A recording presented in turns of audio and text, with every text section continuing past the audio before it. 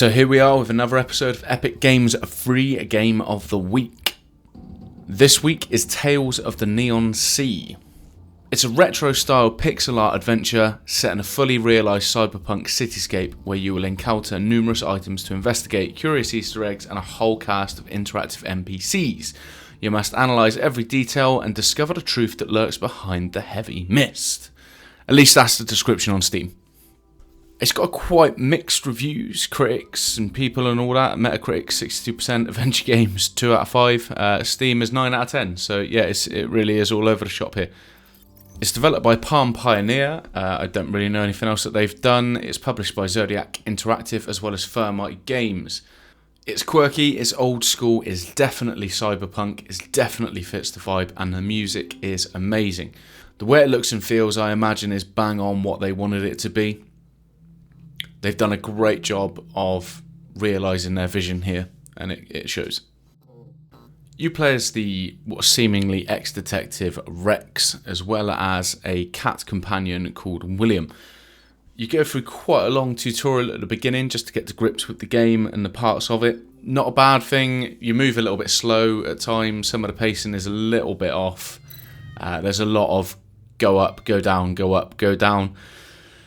Go to this place, go back to the place you were before. But overall, though, it's not a major issue. It still works. It still plays fine. It's just maybe going to drag on a little bit later on if it carries on like this. As I said earlier, it looks exactly what you imagine it would look like based on the description they gave. Mechanically, it's pretty simple. There's not many buttons in place. You just move the joystick, you press A. There's a couple of menus that you can look through. The menus are pretty tidy as well, so you don't have to keep digging and digging and digging. Conversation points again. Limited options. It's more reading than anything. There's no voice acting. It tends to be the case. It would be weird if there was voice acting in a game like this. Throughout, you get shown a number of different types of puzzles. You have to get different parts, different items to unlock different areas, which is normal in these type of games. I think if you have a brief look at it, this video will give you a good idea of what it is that you're going to be doing throughout it. There's a number of puzzles when you're investigating crimes. So early on, you'll find a dead woman. Spoiler alert, she's dead.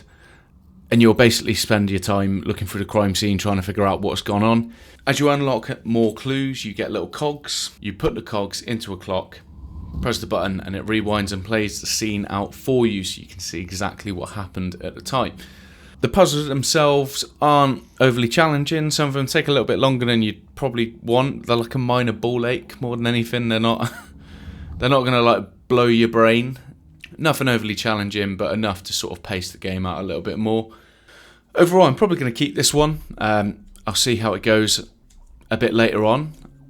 Again, it'll be good to know if you guys have played the game, what your thoughts are on it, if it's good, if it's not, if it gets any better, if it gets any quicker, or if it stays at the same pace. That's the only thing that I'm a little bit worried about is the pacing.